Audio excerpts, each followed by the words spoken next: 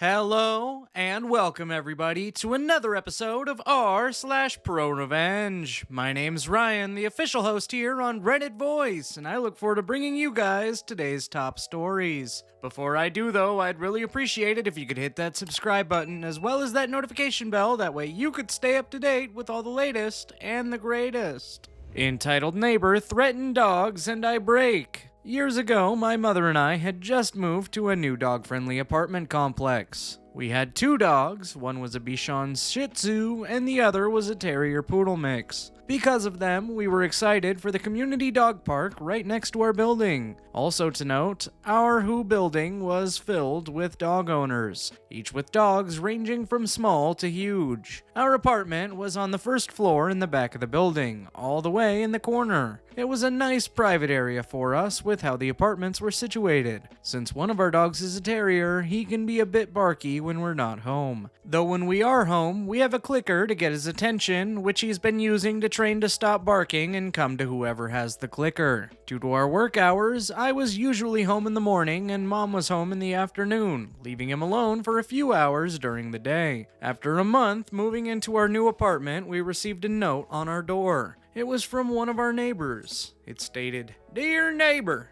I understand that you're new to this complex, but it's rude to allow your dog to bark. It's ruining my sleep before I go to work, and my job is extremely important. I don't care how you do it, but shut your dog up." My mom turned in the note right away to the leasing office as she wasn't sure what to do with it. That is, when the office told us not to worry because he had done this to every dog owner in the building. They did ask to see if we can find ways to calm him down when we weren't home. So we did. We found out the kids of the neighborhood liked playing with the power station outside our apartment, and that is who he'd been barking at. So we closed off that area for him when we went out and no one was home. We started playing calming music as a way to help as well. Another week goes by and this time we hear a knock at the door. We go outside and we meet our angry neighbor. He explains that our dog has kept him up every day and woke him up with his hours of barking. Both of us had been home that day and our dog had been a good boy and hadn't had excessive barking. I still remember that he had told us when I had explained that, "I know what I heard. If you can't control your dog, I'm gonna call animal control and have them both taken from you.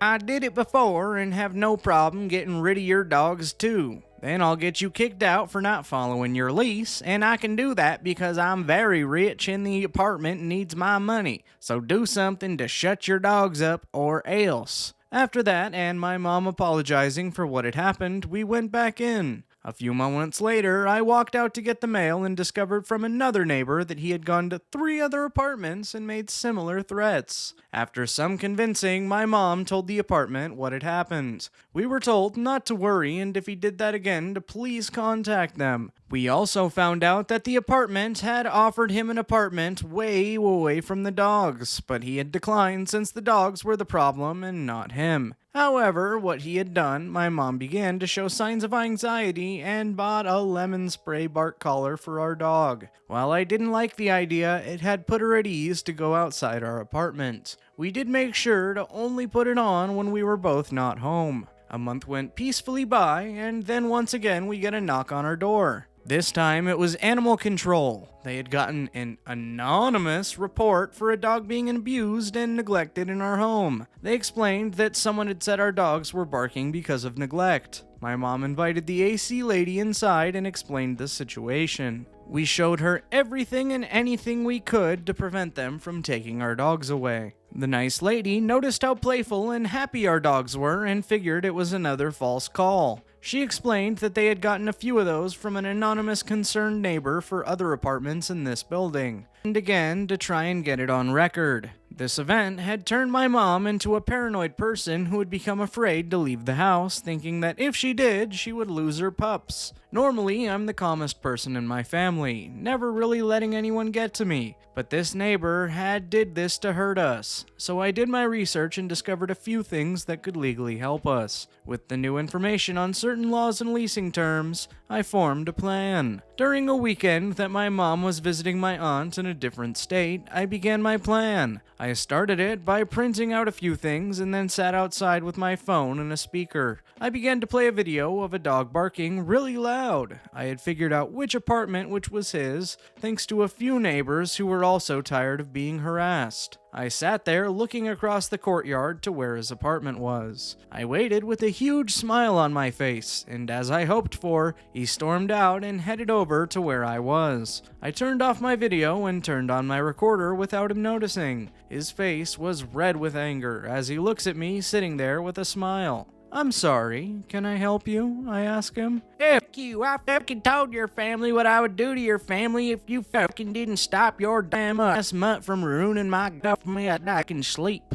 Now I'm gonna get them taken away from you and get you kicked out for not doing as I said. I gave you a chance. I hope when they take your dogs that they are killed and you and your mom live inside a cardboard box." I give him a fake, "oh dear" look and say, "So you're saying that I'm not allowed to make loud noises, including my dogs barking between the hours of 7 a.m. and 11 p.m., and that I went against the law by doing so?" "You know you did." "And you're telling me this from my porch at 2 p.m. in the afternoon?" "This won't be your porch once I tell the leasing office." "Oh noes. That is a very serious threat for my dogs and my family, isn't it?" "Yes, it is." I give him a huge smile and turn off my recorder from my phone. The neighbor is confused now, and I ask him to have a seat. I have a few things to show him. I pull out my papers and hand him the first one. It was the county's noise ordinance laws. In our county, a dog's bark was considered the same amount of sound as a loud appliance, so they can bark between the hours of 7 a.m. and 11 p.m. Before he could talk, I pulled out another paper. This one states that it's against the leasing terms to threaten another neighbor, and after one warning that the apartment complex had the right to revolt their lease. He looks at me with an understanding of what he had done now. I silence him and pull out one last paper. This one was another leasing term I had found. This face, after reading this one, had made him turn white. This last one talked about how it was a complete violation of leasing terms to go on to another renter's property and threaten them or their property. This includes the renter's outdoor area. Those found guilty of this violation will have their lease revoked immediately and be forced to leave the apartment within a set time. The scared look on his face was priceless as I silently got up and walked back into my apartment. After he finally left, I called my leasing office and explained what had just happened and agreed to email them the recording right away. A week later, my mom came home with some news that she had heard from the leasing office. The man had been evicted from his apartment and would be leaving later that week. I found out that my actions had caused the other dog owners of the building to come forward and admit what they had been doing to all of them. After all, there was never another complaint, and I threw away the lemon spray collar. My mom still gets anxiety attacks once in a while, but has been getting help to ease those worries. As for me, I don't regret what I did, I just feel bad that it had to come to this. TLDR, entitled Neighbor threatens my dogs and family because our dogs bark during the legal hours that they can bark. He is evicted for being on our back patio while threatening us. I rented a fake apartment and accidentally got ProRevenge. So this happened a long time ago. It's probably okay to post here. It was November of 2009, and I was jamming to I Got a Feeling by the Black Eyed Peas, looking for a cheap apartment. I find a great ad in Craigslist and arrange for a viewing. I meet the landlady, a portly shrew with a Betty Page haircut. I wasn't here for the company, however, but for the cheap room. It's not great looking, but it is cheap, so I tell her I'm interested. She tells me the place is mine if I can get a deposit by the end of the day. Sweet. I rip to the bank and grab the $450 needed, a half a month's rent. She and I cross-sign a standard issue lease, and when I ask to get a key to move in, she says give me a couple days as the current tenant has yet to collect all of their stuff. So I'm sleeping on the couch at a buddy's pad for now, and I just chill, seeing sights, enjoying the first few weeks in a new city. A couple of days roll by and I haven't heard from the landlady, so I get frustrated and leave a few salty voicemails, but alas, I was ghosted. Finally, she leaves me a voicemail and says she's sorry, but she cannot rent the place to me. I start to get angry, but I'm a pretty cool customer, so I do the research, find out my rights in an unfamiliar new municipality, and discover that if someone backs out of a lease without a legal reason, the other party is entitled to double the deposit they placed. So I figure she owes me about $900. I leave more messages and emails, again with the ghosting, not answering the phone, and no responses via email either. I get fed up. Now, I had just accepted a new job, but it didn't start until the turn of the month. I would guess it's about a third of the week into November of 2009. I have some spare time, so I hop on the bus, buy a magazine, and sit at the bus stop across from the rental house. And just wait. And wait. For a couple of hours I waited, but man was it worth it. I see her showing the unit to another smart mark. I hold my cool and wait for her to finish with her newest renter, and make my way over to the house to confront her. As soon as she sees me, she starts to wail about how the tenant changed their mind, blah blah blah, and that's why she couldn't rent to me. I've heard enough. I square my stance directly opposite to this clearly upset charlatan. Now you listen to me. You will get me my $900 as required by the law at the end of the day, or I will go directly to the police station and let them deal with you. She turns white. For a minute, I thought she was going to puke on the ground right then and there in front of me. She says, "Hold on, I will get you your money." I remember thinking, shit, that was easier than I thought. She goes upstairs. This unit was a basement unit in the house she was living in, and I shit you not, she hands me a wad of cash and says, "Here, this is ruining my Christmas, but here." She almost pushed me off balance as she jammed the messy wad of cash into me. "Thank you, good day," I say, and take the money, count it, and walk away. I didn't turn around and look back, got on the first bus that stopped nearby, heading back toward the direction of my friend's house.